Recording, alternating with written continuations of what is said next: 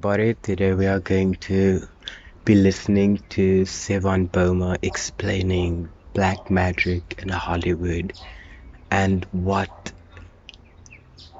essence caught on films and projected as stars really mean. So check out this little clip that I'm going to play here and we can discuss afterwards, what it brought to light. You need to know where this is coming from, is what I'm saying. So media is the number one occultist. The TV is the Black Mirror, okay? It's the scribe box. So at this stage, then, let's now assume that those that are writing these scripts and working with this equipment and stuff in Hollywood are all adepts, the ones that especially behind the scenes. And when you accept that, then you may learn how magic works. We have to have some version of it working that we can draw parallels to now.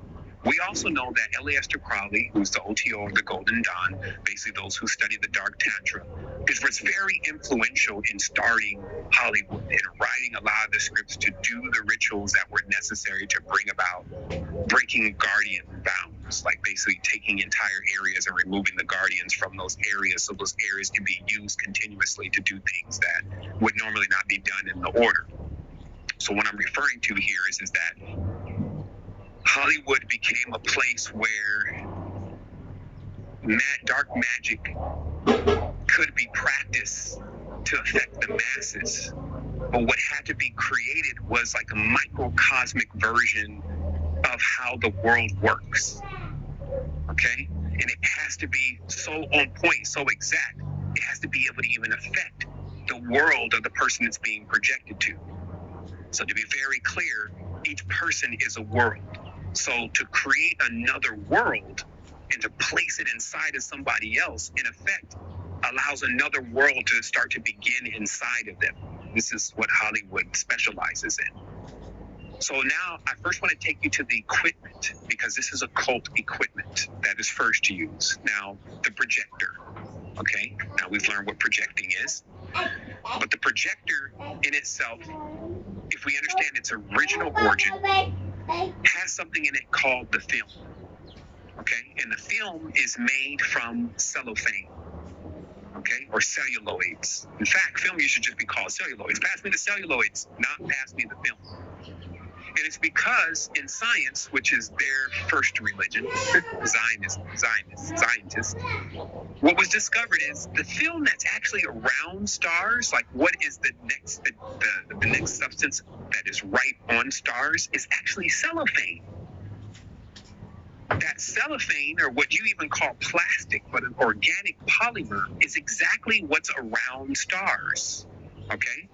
So somebody said, well, how do they know that knowledge? Somebody said, well, they never went to space. What are you talking about? Some may get into an argument about it. But as I said, as above, so below. They examine what stars really are. What stars really are, many of them are actually mirrors of trees. Okay? Especially the fixed stars. They're mirrors of trees. So when they study trees and plants and leaves, they noticed that the leaves were mostly made of cellophane, this hyperactive polymer that reacted to UV light and actually was able to produce energy and even some kind of essence off of ultraviolet light, which is what plants do with the sun.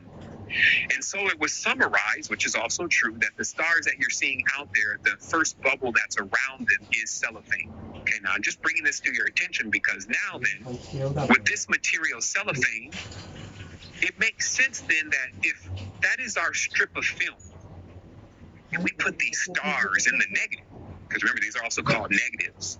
So we put these stars like John Wayne and Marilyn Monroe onto this strip of cellophane, and we then project with light this through a cathode ray tube, which is shaped like an hexagram, into the person's mind that's actually watching this using 1,000 points of light. That's an angelic reference, millions of points of light. Then in effect, we can actually send an entire world into their mind. Okay? So when I say the film, anytime in this conversation, you should understand that what I'm referring to is that it's an actual layer that starts to become created that separates you from what's really going on. Now, this was also taken from, because remember, this is not their invention. This was taken from that nature does this also. It's like her way of kind of soothing her children. She puts a film over their eyes to kind of shield them from darker things that happened at a certain time. So I'm going to explain this. When you die, if you haven't made the breakthrough yet and you haven't like knocked down the tunnel to yourself, there are all these doors, films, if you may, that are separating you from the past life. And every time you die, that door is closed, and there's like a film or a separation that's between you and the last life. And it's hard to either get through that film, see through that film. That's why you don't know much about your past life. It's hard to break through that film. Okay? So this is what I mean by when someone can be dragged through worlds, is that every time something stops and begins and there's a film in between it, this basically makes it like a separation for a person. Now I'm going to make it even more clear, especially for those who like symbolism. If you notice when you look at a shell in the ocean, the ones that spiral and fly, there are these little parts in each, little separations in each part. It's like where the calcium builds up, forms a wall, and the wall becomes the structure that builds the next case. Okay? And that's why a shell generally has these separations in it, and you can't put your hand all the way through it because it actually has like little films that separate. So when they call it a breakthrough, what they're referring to is somehow you gain the ability to knock down all of those doors, down the tunnel of fire, back to your original origins, to the original awareness of yourself, and you're able to connect your end to your beginning, your alpha to your omega. At that point, you become hypersentient. And until then, you exist with these films or layers blocking you from the past life and blocking you from the awareness of what happens after death and what happened to grandma, what happened to grandpa, what happened to great-great-grandma, what happened to your son, what happened to your dog. That place that they are is on the other side of the film, okay? We call it outside of time, okay? So what Hollywood has done is Hollywood is creating a lot of film. Now, how you know this is phi is because now look at a film strip. Now, a film strip is exactly identical to the flat earth model. It is exactly how a projection really is. It's a disc. And the main thing to realize here is that if we took that one piece of film, which is like tape from a Hollywood strip, and then we just threw the reel, how long is that film? Super long. Even a tape deck, have you ever unraveled all the tape? You're just unraveling all the tape? You ever done that? It's fun, right? But what is that tape actually made out of? How is that memory being stored on that tape? Through magnets, right? That somehow this film and these magnets is storing memory. Where are they getting this stuff from? You think they're inventing this stuff? They're thieves. They don't invent anything. They're not original. That's why they're dying, because they're not original. The only things that die are things that are not original. Anything that is original will exist forever. So they're in the world of death because they are refusing to accept certain levels of knowledge. They're aware of how it works, but they don't want to accept it. So what I'm getting at here is that real that you're looking at, look what they call it, real. This is what I'm saying about etymology. It could be simple etymology, it could be complex etymology. But now you got this real with these stars on it and this film in negative. And it's all phi because it's a spiral. And now the entire life or the entire movie is wound up on this reel. And it's just waiting to get played so that it can be projected into another being's consciousness. And when we realize again that these are the deepest levels of magic, you may just see this as like, well, that's just technology. No, this is how magic really works. And this is how worlds are projected into a person's mind. So then we go further and we find that there's a story that is continuously retold over and over again in the movies that you love. Now, there's fill-ins, movies that you may not feel that was the greatest movie, but there's these movies that you really love. And they wrote a book one time, and it was called, it's about the necessary characters that have to be in the story. So just as I told you before about sorcery and those kind of things, really storytelling, there's necessary characters that have to be there. And you've seen that in some of the lineups of Disney's, the grumpy one, the antagonist, the protagonist. So these characters, as long as that they're included in the story, it makes it a good movie. And where this knowledge is founded on is actually founded on astronomy, or the stars, the house of cards. To where if you can get the major arcana all playing in a role together, then you can create theatrics. So this is where all of this really comes from, but it's taken directly from nature. It's taken directly from our mother. And it's not only just taken, it's then used to psychologically manipulate us, to suggest things that we may not understand completely how it connects to us. Like, for instance, in Sesame Street, there is a character that each child really feels that they're more like. So a child can walk away from Sesame Street from the first time feeling like they're more of an Oscar the Grouch. Okay? And then from there, if they have been able to dial in, this is William Wundt, this is John Trump, this is many of the people who developed the school systems that we're working in now, that child can walk away with feeling like that they are not only an Oscar the Grouch. Now in the next movie that is made that is working with this same template, there is now a new Oscar the Grouch. He's not going to be called Oscar the Grouch, but he's going to serve the exact same role as Oscar the Grouch did in Sesame Street. And now the kid is going to watch that new movie and he's going to identify with this character. Now, this is a process. That's what I'm saying. This is not happening just in one movie. Because it may be 10 or 15 years down the road when, just like Avengers Endgame, they just kill all the characters. You see what I mean? Because they will run that character through all these different cycles that they need this character to truly perform. So let's say, for instance, there's this character that is hyper intelligent, that is more like a nerd, gets bullied around, but actually ends up developing something that changes technology in the face of technology in every way that it should be. And then somehow he also ends up becoming a villain towards the end. So that same kid that felt like they gravitated towards that nerdiness and creating things with children making fun of them until all the way to a point where they develop something. Now that may be George Bezos now, owner of Amazon. And what happens is how they always maintain control is Oscar the Grouch has a handler, if you may. There is a psychological subset around Oscar the Grouch. And as this character is continuously being manipulated, it's almost like an AI is watching all this now. But what pieces are being moved around the puzzle without even the characters knowing that they're actually in play, that this is all going on. So this means that a script will run out inside of each person, and they will act into the role of a character and never realize that they're playing themselves inside of a movie that is actually being suggested and suggested to them psychologically. And this goes on for 50 to 60 years as a person is manipulated within just archetypes that they gravitated to as a child. Yeah, guys, that was interesting, eh?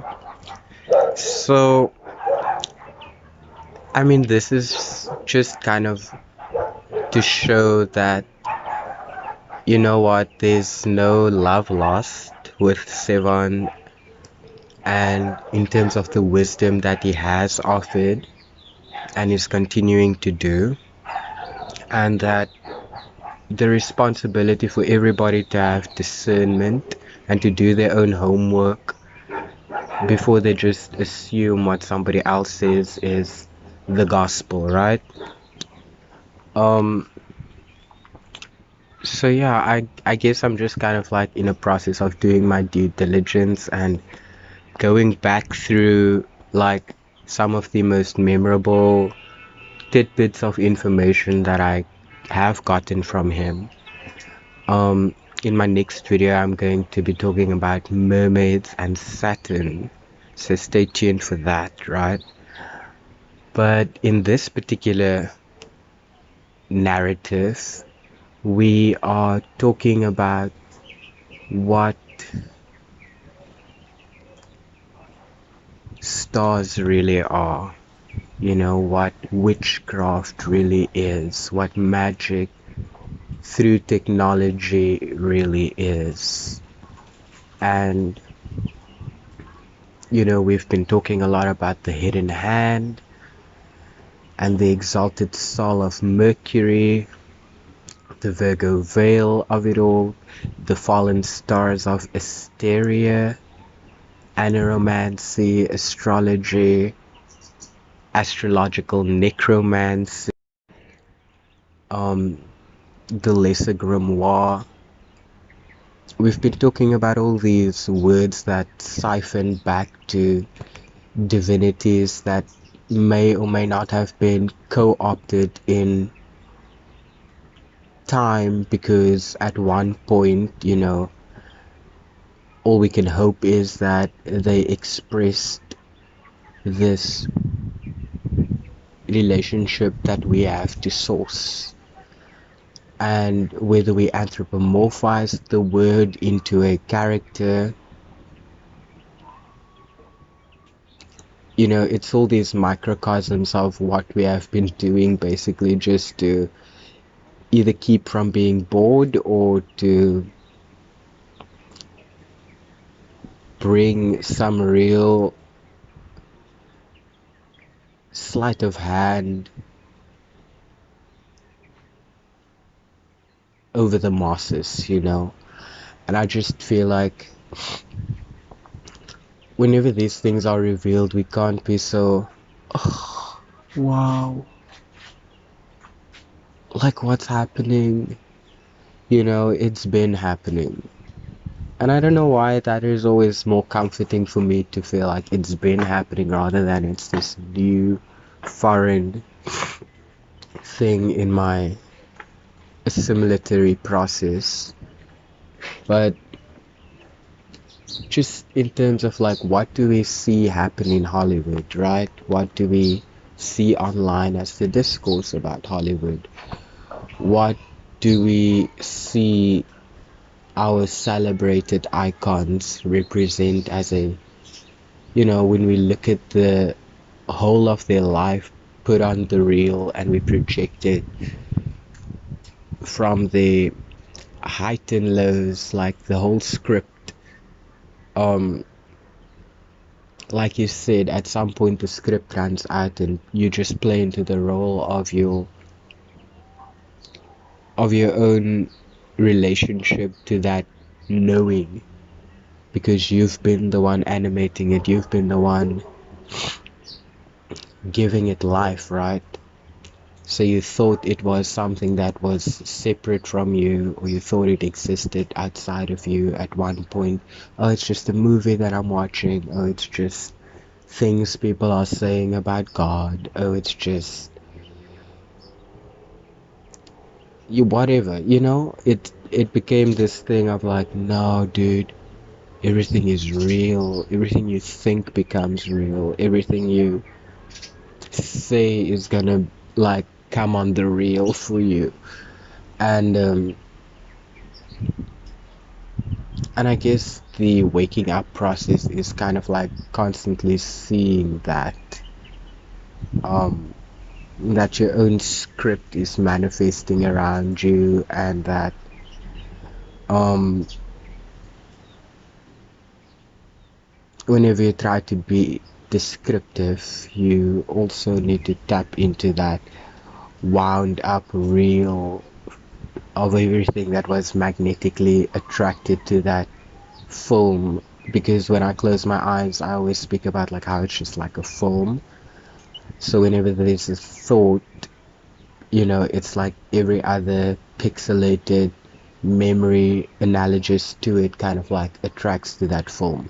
So I think a lot about like how I love to make movie references and how I think in terms of movies as meaningful interjects and so on. And it just, we have to all wonder like, is it good? Like, if it came with so much subliminal messaging, and we end up being an expression of this conscription, acting it out as armies of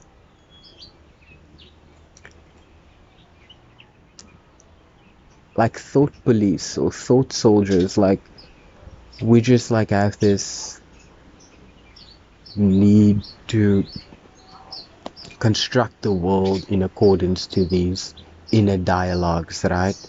And we will cut and carve and inflate and dissipate and all these things to create space for there to be that screen And but that's all we want. We want a screening. We want to be seen for the real within us. But beyond that, we are like the I am and the soul that was animating and creating and experiencing that. And can my eye and your eye connect on that, even if we generated different experiences from the movies that we watch, the programs that we watch, the the magic and the technologies that we uh, consumed and used and assimilated. And because when it all kind of comes out with like, oh, there's always like this dark twist. Like, you don't just have a TV, the TV's from the devil. You don't just have a cell phone, the cell phone's from the devil. You don't just have, it's like this non-ending list of like, technology is bad, right? You go to certain African tribes or certain tribes who like, they just don't do technology. They don't do, um, like the melting of ores and weapons and things like that. Um, because Vulcan and Chitra and Hephaestus and all of those things are the trinkets that connects heaven to the earth through these amulets, sigils, and crafts. These fallen angel, quote unquote, things. Which is basically also just like copying nature, like the angles of nature. Like when you cut it this way, you look at it from that way, then you can like get a technology out of that. You can make a painting out of it, you can make a video out of it, you can get so many other things, but that product becomes like that art, that Shatterbisher product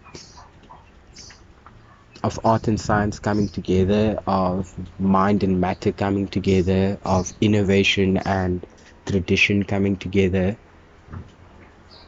Um, all of those things that creates a junction point in birth as an expression of mankind's fire from Prometheus and butterfly of Athena. That is technology. And so I'm just thinking a lot of like how the Bible went back on its decodes for certain words which describe technology and tried to make it more superstitious and magical. And oh no, I'm sorry.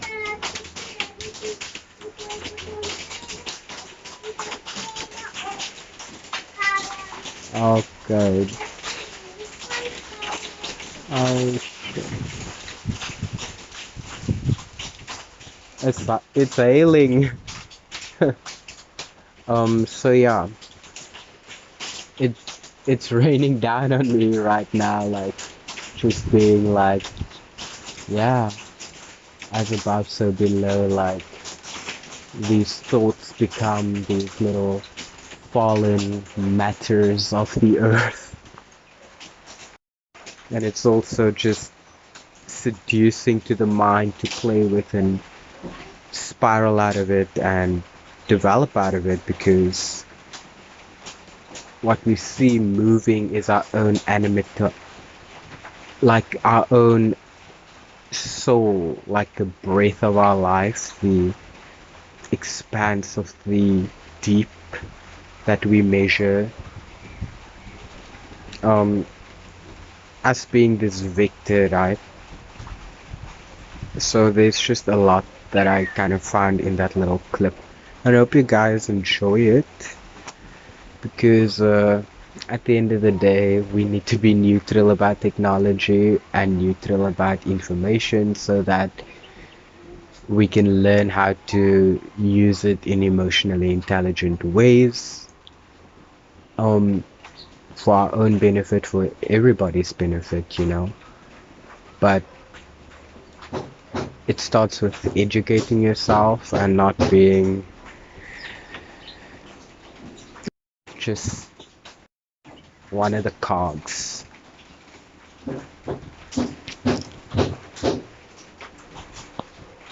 Ultimately, I think that to get the real out of life, you have to kind of like be a little wound up and just kind of like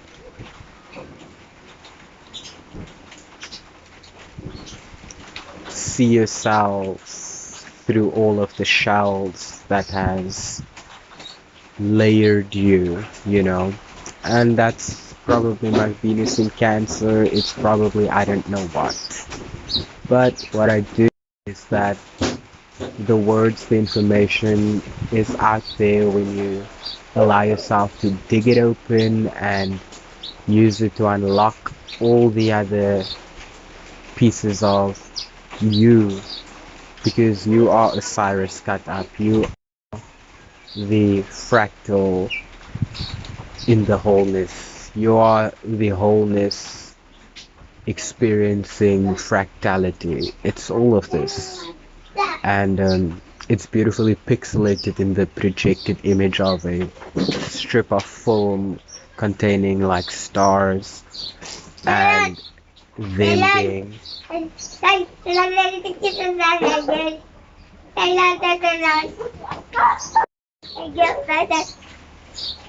them being stars, and just the whole idea that people have of like there's this Uranian fire behind the firmament and the stars are like these pinpricks through which that source, that realm of pure forms can kind of like descend into matter and then transcend back, and then that arrangement kind of like that's what forms the constellations, you know, like the way you always see, for example, in the Greek mythology, whenever something is honored or deified, like a constellation is formed to remember that. So, and even like in apotheosis literature related to Caesar and Venus, there's always this like your star appears, and even with Jesus, his star appeared. So maybe we all are just a star, you know, that source, and we had a portal that is our star. And that's why we are so, you know, obsessed with our birth stars, and we can get confused.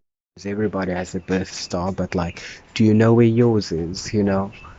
And perhaps astrology can teach that as an entryway, but it really goes much deeper into like the etymologies of words and meanings and letters and symbolism and just archetypal development and natal development and prenatal development and postnatal development and all these cycles within cycles.